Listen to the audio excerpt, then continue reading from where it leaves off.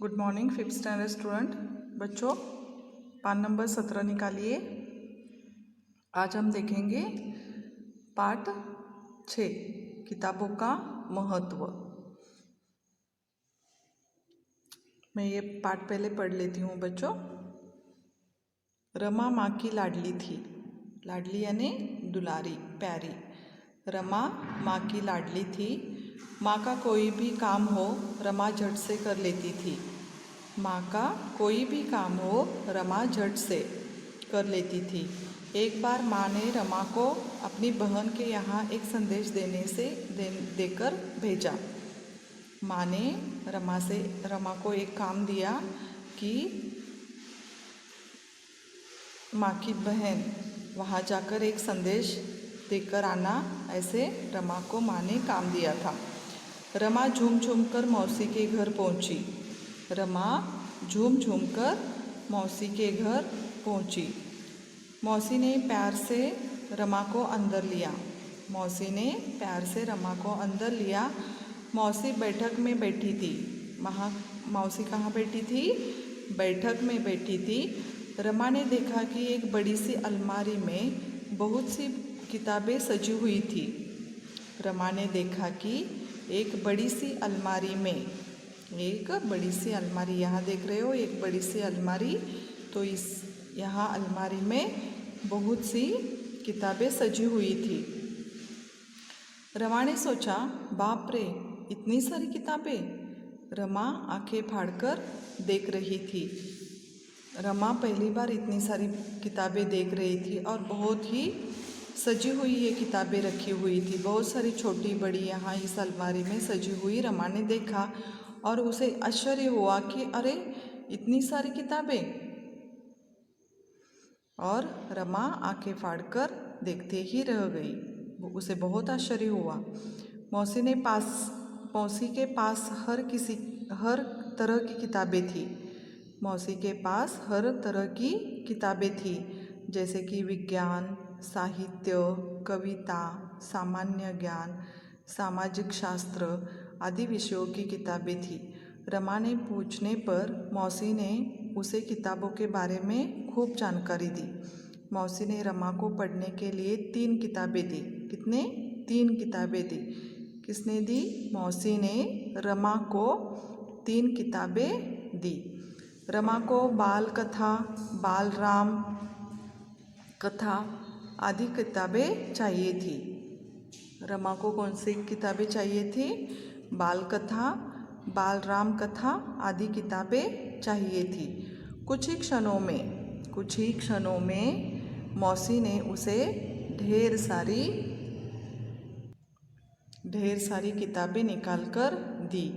किताबें देखते देखते रमा माँ का संदेश भूल गई थी। किताबें देखते देखते रमा माँ का संदेश भूल गई थी।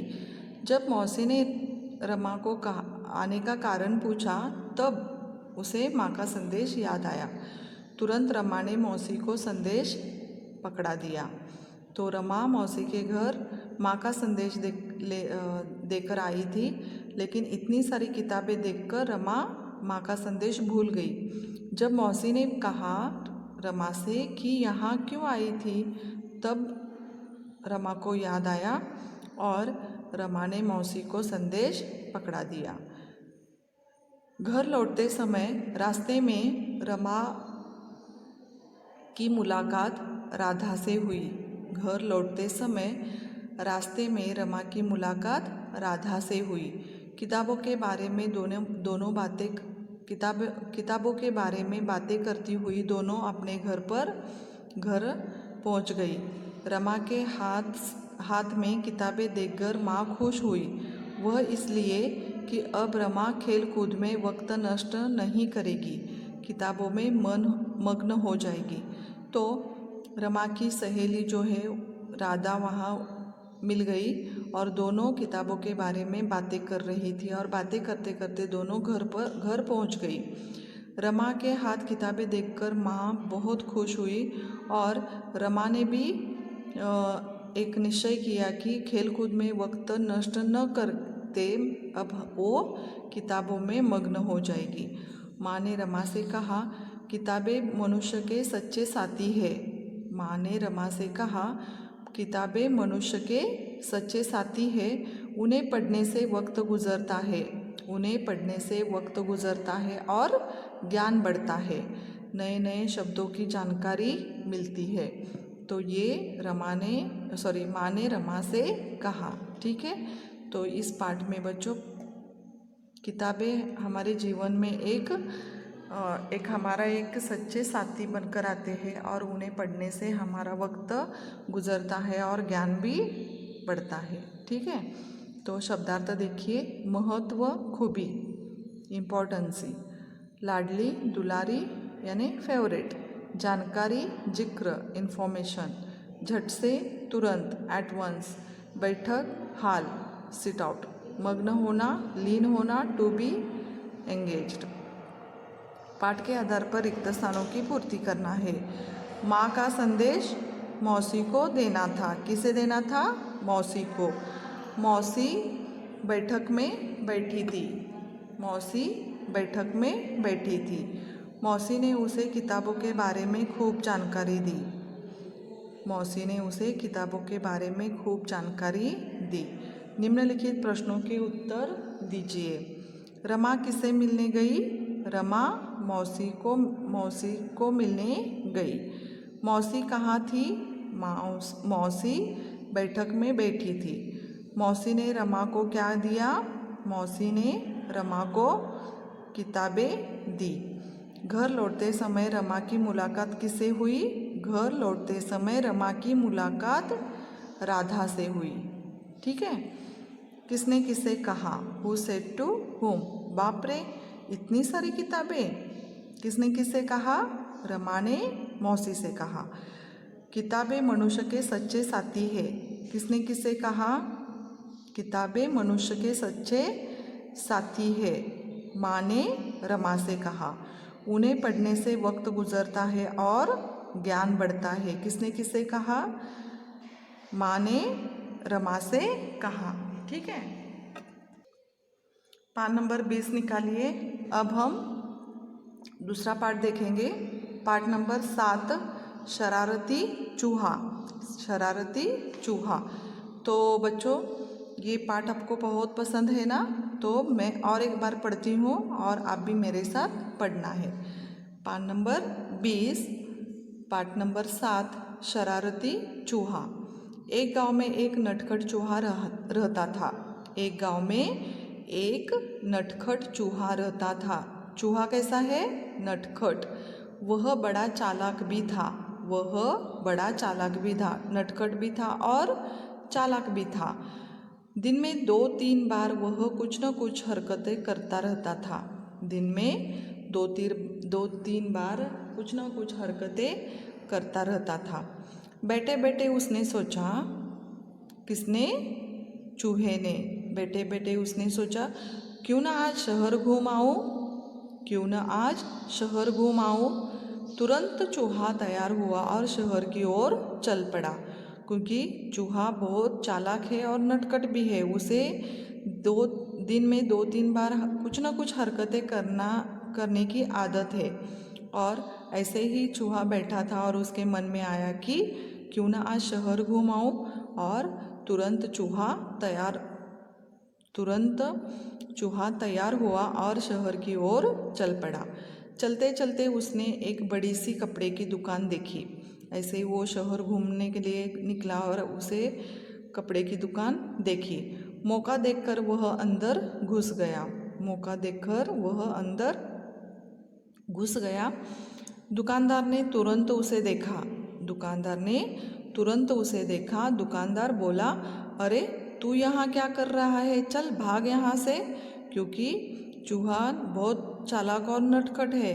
जैसे ही दुकानदार की नज़र चूहे पे पड़ी और दुकानदार ने कहा, अरे तू यहाँ क्या कर रहा है? चल निकल यहाँ से। ऐसे दुकानदार ने चूहे से कहा। चूहे ने कहा, मैं यहाँ अपनी टोपी के लिए कपड़ा लेने आया हूँ।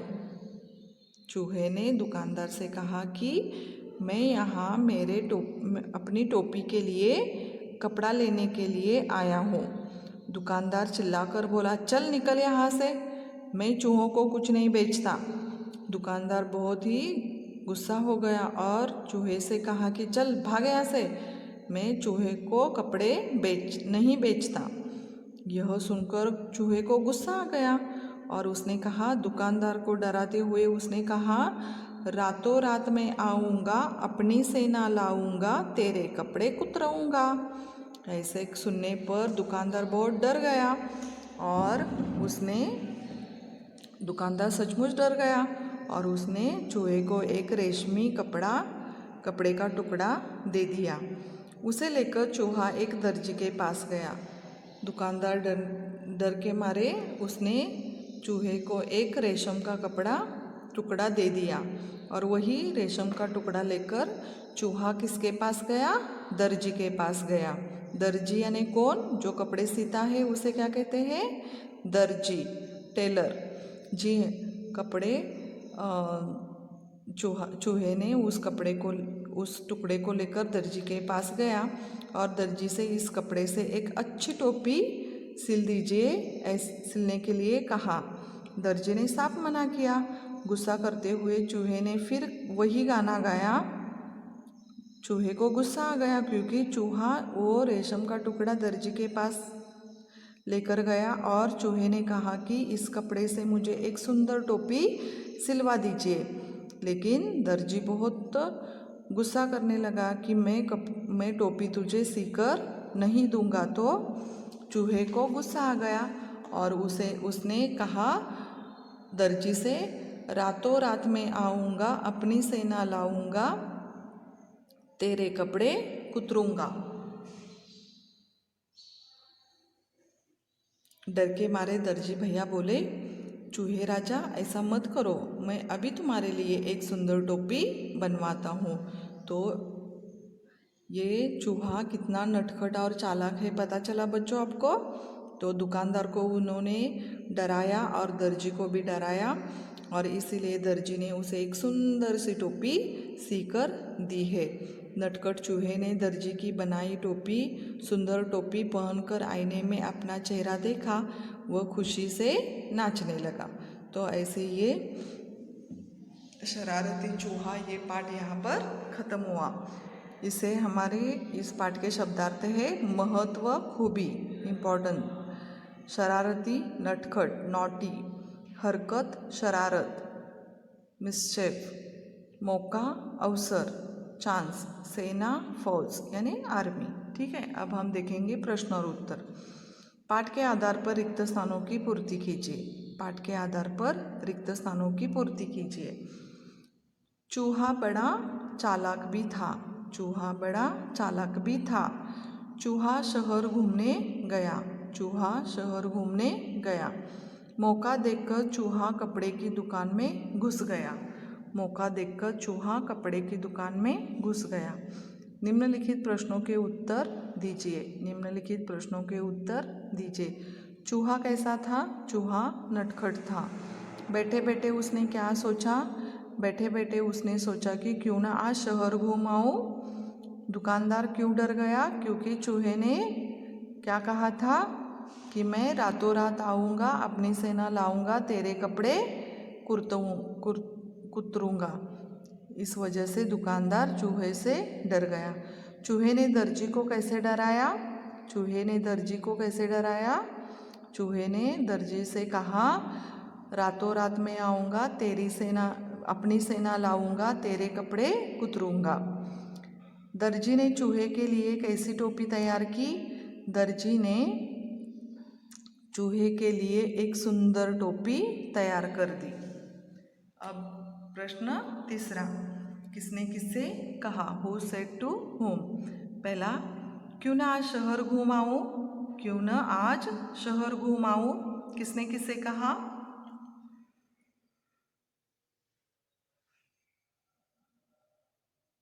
चूहे ने अपने आप से कहा। अरे तू यहाँ क्या कर रहा है? अरे तू यहाँ क्या कर रहा है? किसने कहा?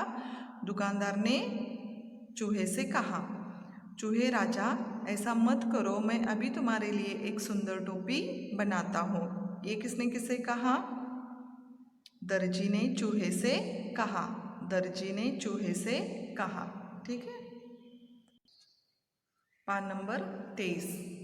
अब हम और एक पाठ देखेंगे, उसका नाम है राजा की आंखें खुली।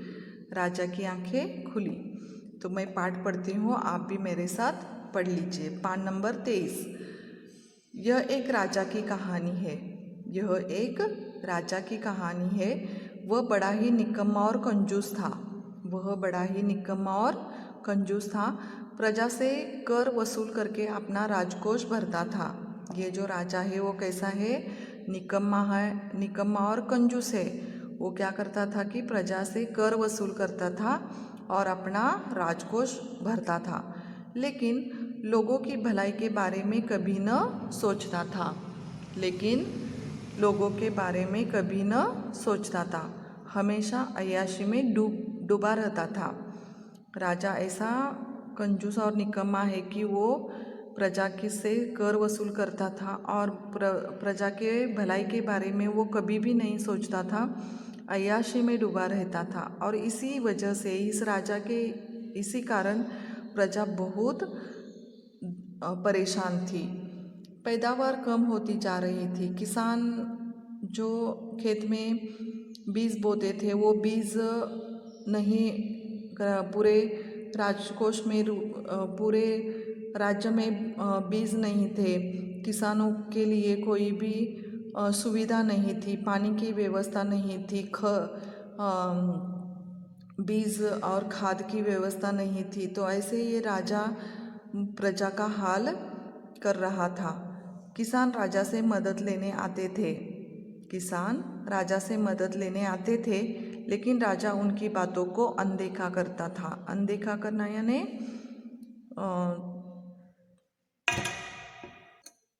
ध्यान न देता था। मंत्रीगण राजा से कहते थे, मंत्रीगण राजा का जो दरबार था वहाँ के मंत्री थे, वो राजा से कहते थे कि किसानों की मदद करे, लेकिन राजा किसी की न सुनता था। सिर्फ राजा इतना निकम्मा था कि वो अपने प्रजा का भी सुनता नहीं था और मंत्रीगण जो थे वो उनका भी वो नहीं सुनता था। एक दिन राजा अपने सेवकों के साथ शिकार पर निकला। एक दिन क्या हुआ? राजा सेवकों के साथ शिकार पर निकला। एक इलाके में किसान खेतों में काम कर रहे थे। किसान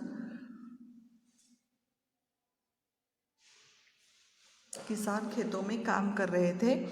फसल से भरा खेत देखकर राजा खुश हुआ। फसल से भरा खेत देखकर राजा खुश हो गया। थोड़ी दूर जाने पर उन्होंने देखा कि एक खेत में फसल कुछ ठीक नहीं थी। एक खेत में फसल कुछ ठीक नहीं थी। उसके पास वाले खेत में बहुत अच्छी फसल थी। उसके पास वाले ही खेत में बहुत अच्छी फसल उगाई हुई थी। राजा ने दोनों किसानों को बुलाया और दोनों किसान राजा के पास आ गए और राजा ने उन दोनों से कहा कि पहले किसान को राजा ने कहा कि राजा को आश्चर्य हुआ कि एक खेत में फसल अच्छी है और दूसरे में कुछ अच्छी नहीं थी, तो इसका कारण क्या है? तो एक किसान आगे आकर कहा कि मैंने सारी खाद पूरे खेत में डाल दी, इसलिए मेरी फसल अच्छी है। पहला जो किसान है उसने क्या कहा कि खाद मेरे पास थी, लेकिन मैंने पूरी खाद मेरे ज़मीन में डाल दी, खेत में डाल दी, और इसी वजह से अच्छी खाद मैंने वहाँ खेत में डालने के बाद मेरी फसल अच्छी आई है। तो राजा ने दूसरे किसान से पूछा कि तुम्हारी फसल क्यों नहीं आई? तो दूसरे किसान ने कहा कि मैंने एक जगह पर खाद का ढेर बना कर रखा था। यहाँ देखो, यहाँ एक ही जगह पर मैंने ये खाद का ढेर बनाकर रख दिया था। मैंने सोचा कि यदि राजकोष में पड़ी लाखों की संपत्ति से जनता का कल्याण हो सकता है, तो खाद के एक ही जगह रखने पर अच्छी फसल क्यों नहीं उगाई जा सकती? तो दूसरे किसान ने कहा कि राजकोष में बहुत सारी संपत्ति है, वैसे ही वो पड़ी हुई है, लेकिन उस संपत्ति से जनता का कोई भी अच्छा नहीं हुआ है, कल्याण नहीं हुआ है, तो मैंने भी अपने फसल में ये खाद डाल दिया है, खाद रखा है, और मेरी खाद के एक ही जगह रखने पर मेरी फसल क्यों नहीं अच्छी उगाई जा सकती। दोनों किसानों की बातें सुनकर राजा की आंखें खुली, क्योंकि दोनों किसानों ने राजा से अपनी अपनी बातें बताई।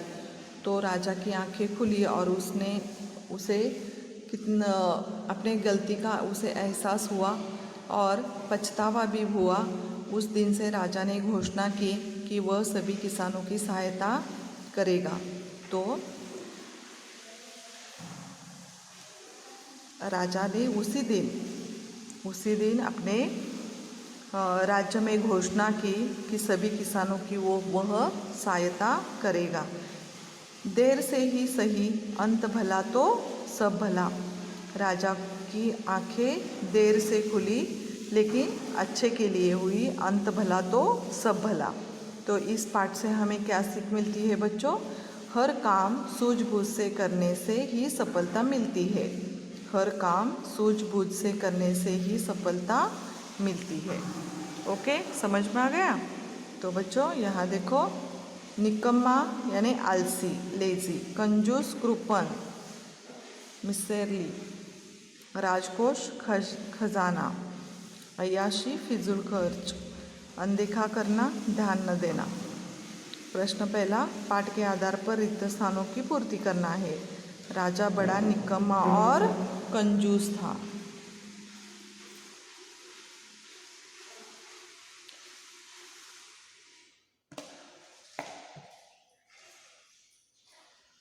पैदावार कम होती जा रही थी।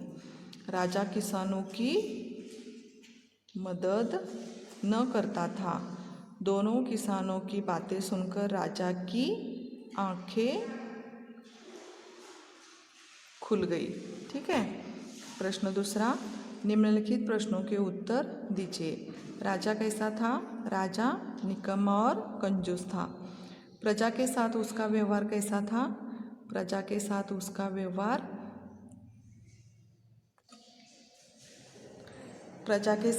व्यवहार कैसा था? प्रजा से कर वसूल करके अपना राजकोष भरता था, लेकिन लोगों की भलाई के बारे में कभी न सोचता था। हमेशा अय्याशी में डूबा रहता था। एक दिन राजा अपने सेवकों के साथ कहाँ गया? एक दिन राजा अपने सेवकों के साथ शिकार पर निकला। दोनों खेतों में क्या फ़र्क था?